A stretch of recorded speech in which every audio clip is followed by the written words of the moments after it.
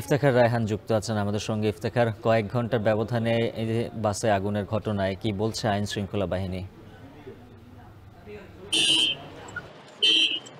উজ্জ্বল, গত রাতে প্রায় কয়েক ঘন্টার ব্যবধানে যে তিনটি জায়গায় পৃথক স্থানে যাত্রীবাহী বাসে আগুন দেওয়ার ঘটনা ঘটেছে, এই ঘটনার পরপর কিন্তু এই গাজীপুর নগর জুড়ে কিন্তু পুরো আতঙ্ক কিন্তু বিরাজ করছে। বিশেষ করে যারা যাত্রী রয়েছেন তারা কিন্তু আমরা দেখছি যে তারা এই আতঙ্কের মধ্যে দিয়ে তারা যাতায়াত করছেন এবং আইন শৃঙ্খলা বাহিনীর যে তৎপরতা সেটি কিন্তু আমরা কিন্তু এখন দেখতে পাচ্ছি। অর্থাৎ আগামী 13 নভেম্বর যে সাবেক প্রধানমন্ত্রী এবং আওয়ামী লীগের সভানেত্রী শেখ হাসিনার যে একটি রায় দেওয়ার কথা রয়েছে, সেই রায়কে কেন্দ্র করে কিন্তু আওয়ামী লীগের এক কর্মসূচি দেওয়া হয়েছে, লকডাউন কর্মসূচি।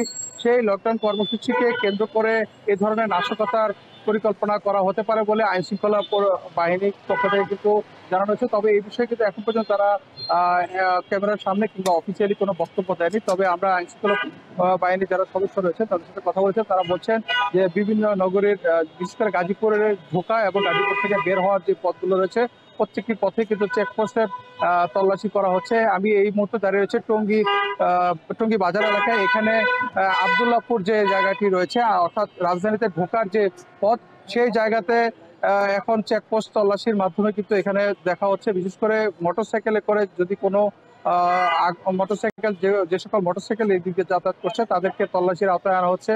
কারণ গতকালকে যে বাসে অগ্নিসংযোগের যে ঘটনাগুলো ঘটেছে কিংবা ঢাকায় যে ককটেল বিস্ফোরণের ঘটনা ঘটেছে, প্রত্যেকটি ঘটনা কিন্তু বলা হচ্ছিল যে মোটরসাইকেল যুগে দুর্বৃত্তরা এসে যে এই ঘটনাগুলো ঘটে যাচ্ছে, যে কারণে মোটরসাইকেল চলাচলের যারা করছেন তাদেরকে এই নিরাপত্তা তল্লাশির মধ্যে দিয়ে যেতে হচ্ছে।